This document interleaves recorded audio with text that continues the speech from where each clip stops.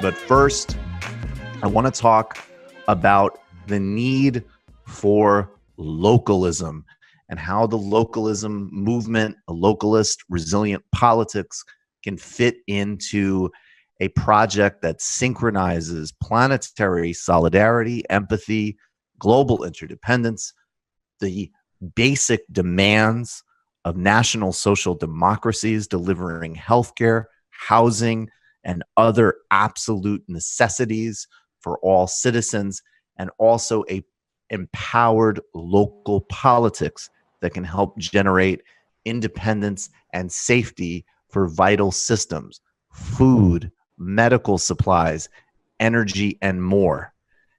The coronavirus has destroyed our illusions about the safety and the desirability of abstracted global supply chains. Let's look at this, what's happened over the past several weeks in particular, including a report from Reuters on disrupted global food chains in India. Limitations of travel have led to massive waste. Dairy farmers are being forced to dump milk. Planting windows are being missed, and the shortage of labor means that many crops are likely to rot and remain unpicked. This could lead and will lead to food shortages. It will damage labor prospects and, as always, threaten the livelihoods and well-being of already pressed small farmers who are already deeply threatened by agricultural monopolies and governmental policies that do not favor them. The problem isn't limited to food either. We see in the United States the lack of essential resources in terms of medical supplies, medicine, and other areas in which the United States has no a very limited national and local capacity to produce what it needs. This all goes back to decades of corporate written trade policies that have sought to undermine national independence, cheapen labor, destroy labor unions, and IMF and World Bank packages that have demanded that developing countries not create any self-sustaining industries of their own in either key national strategic areas or in local communities and in areas of expertise such as agriculture. Across the globe, the pursuit of cash crop uses up the best land for export while locals are malnourished.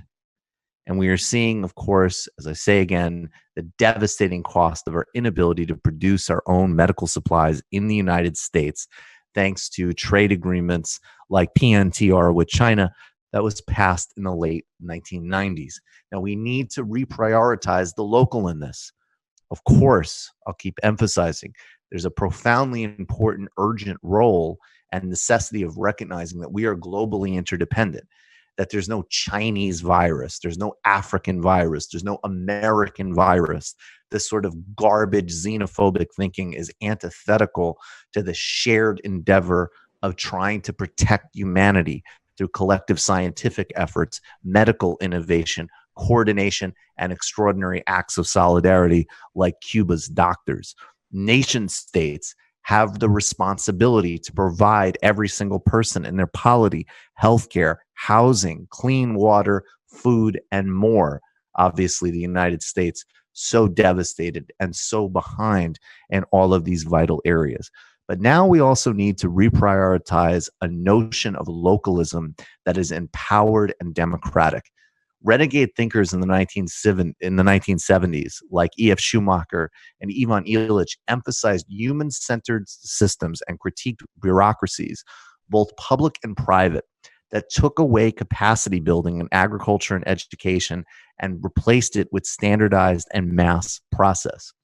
It was a critique not of the notion of development entirely, but of the idea of bringing in top-down structures that robbed people of local agency and said that people's innate capacities, traditional systems, lacked any value and can be destroyed by the march of capital and bureaucratic development. In contemporary world, we have Michelle Bowens at the Peer-to-Peer Foundation and people like Jeremy Johnson, who's been on this show, and Brent Cooper, and people involved in something called the meta-modern movement. Now, I don't agree with all of the ideas in this movement, but I do know that there's some very, very, very important things they're exploring, including recentering the idea of the commons. Of course, Marx talked about the enclosure of the commons. We've done a history of that with Richard Wolff. The notion of broad public expanses of land which had to be commodified and made private in order for the formation of modern capitalism. Common resources cover a huge amount of area of human value, ecological, technological, and artistic, that exist inside and outside of markets as well as government. They really are their own sort of third sector platform. And there's a huge amount that can be done in a local level to reclaim the commons and create more resiliency. Things like community-supported agriculture, people working in common agricultural collectives, initiatives to reassert the need for municipally owned and locally distributed energy sources, building more capacity locally. This can also fit with the more technological focus of folks like Aaron Bastani. As an example, if we use 3D printing in a effective and smart way, it could immediately change the paradigm of medical production, drug production, and other vital areas, and again, create that local capacity building. This, and we'll see this actually in some of the success of Kerala later, also cannot be separated from a fundamentally democratic ethos. We're not talking about simply local capitalism. We're not talking about making micro exploitation. We're talking about the role of localism in a broader democratization and empowerment of the economy. And this is also a very important way of looking at it from a Marxist perspective, that when we understand that, of course, there's a fundamental need for government, regulation, and things like that in our modern circumstances. There's no way of getting around that. But that the ultimate aim of this politics is emancipatory and empowering in the broadest sense. And that's going to include people organizing in their polities and taking control of their regional networks to generate more democratic outcome. Capitalism tends towards monopoly systemically. There's a reason why local production has been replaced by global production and profit seeking. However, we can recognize that while capitalism disempowers us from taking important decisions, that our lack of local planning and inability to produce locally comes from the dominance of major corporations and unnecessarily complex systems whose only goal is profit. We need to be talking about using local, social, and political movements to rebuild our capacities for production and connect those industries and systems to broader global efforts to reorient the economy. Every site is a site of struggle, and we need a local movements as much as we need national and international ones. It's not either or. We need to fight on every battlefield, and the local has been neglected for far too long. Again, global interdependence, national social democracy, and local resilience with a through line of, in the fullest sense of both words, democratic socialism girding all of these movements. Does that make sense, guys? Do you guys have anything you want to add to that? I just wanted to highlight something that's very important, that people understand, that when we're talking about localism, that not to fetishize, for example, small versus large, rather to focus on community power, democratic control over the control of the few. So, when we're talking about, for example, how ridiculous our food system is, where there's large places across, for example, like the Horn of Africa, where people are malnourished, living right next to very, very good soil, because that land is being used to produce cash crops that are exported. Right. And it's about taking back control over like the regions around us so that we can better provide for ourselves and provide for communities instead of just for profit seeking. So when we're talking about, and also just the kind of anarchic world that we're living in today, where there's actually a very few amount of suppliers that supply major cities like New York City, all across the country. Our food systems are controlled by a few major corporations, and there's no reason that we should not have more local agriculture. So it's not about fetishizing small versus large. It's about saying that we need more democratic control over our society and over our economy, and reclaiming the local that has been completely devastated by global capitalism is a massive and very crucial first step. Yes.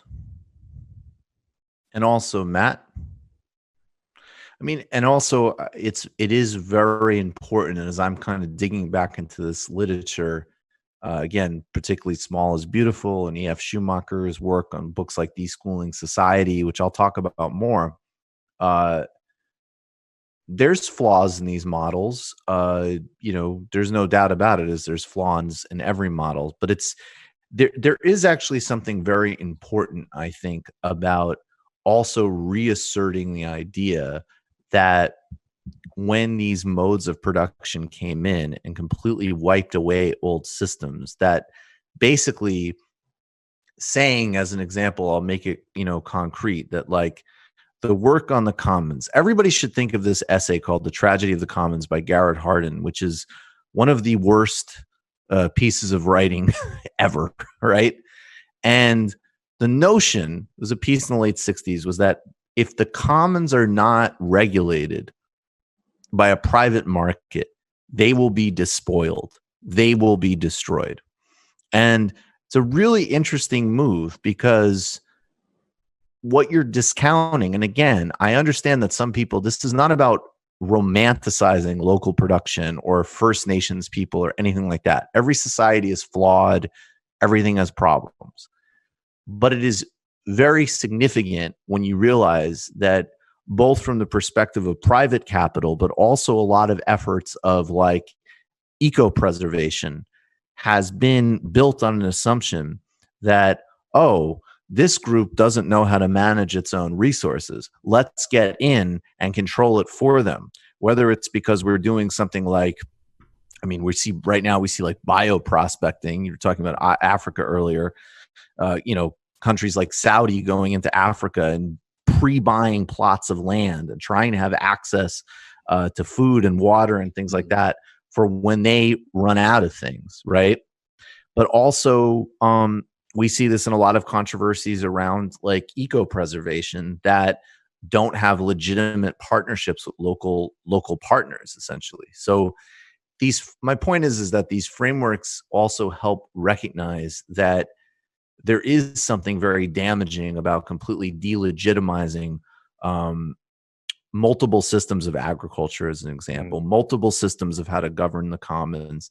And while not romanticizing, we have to recognize that this broader capitalist project is also synchronized with homogenizing how we do everything. And one of the benefits of a healthy localism is that there is sort of an innate diversity of production and ideas, because you're decentralizing certain things enough, where that can happen. And I think that does need to happen in things like food, agriculture, energy, and elsewhere. And the really exciting thing now is that it can be synchronized with technical innovation as well. If you actually use 3D printing in an effective way, that could actually be a significant change in pharmaceutical production, as an example. Just real quick, I agree with you completely, especially the homogenization and what happens with that. Like there's a project in South Carolina called Anson Mills, where they're actually trying to revive a lot of the old rices and the old beans and the old flours and all the old crops that have been completely devastated by a monoculture, where we're growing the same kind of rice all around the world, and it's destroying indigenous and more ancient and more diverse versions of food stuff. So like there's a lot of people who are doing that work, and it has to cut across against the market, because that's not the most profitable way to operate. But if we're making conscientious efforts, we can preserve those and and expand and have a more interesting and healthier food supply. I think that's exactly the kind of way that we need to be thinking about it. We should be involved in the decision. Do we want to live in a society where all the rice is the same kind of variety across the world. No, we want to have more options and healthier rice, all of these different things. I mean, these are the kind of decisions that we're just left out of. It's fundamentally, it's a question of democracy. Yeah. It's funny. I know I've been on my colonial studies kick, and you look at just the original dispossession sort of rationales, which is you aren't improving the land, Native Americans, so we're going to take better advantage of it. Mm-hmm. But, we're having this issue of like the short-term horizon of corporations and the profit motive. Well, back then it was the same case where it's like if you look at it over the course of like 20 years, because they didn't exhaust the land and like the nutrients inside it, they rotated it in a much smarter way. It was actually way more profitable in the long term than, the immediate just get every little bit of potassium out of it. Look what cotton did to the South. Right. And these examples are still really like these are still playing out today in monocultures and things like that, which have enormous ecological consequences, but are also really, really damaging to farmers, as an example. Globally. I want to also, I'll hat tip also Vantana Shiva's work here is important with this. You just watched a Michael Brooks show video. Subscribe to get them all. Why wouldn't you? Don't be foolish. Click subscribe below and become a patron as well. Patreon.com/TMBS. Thanks, everybody.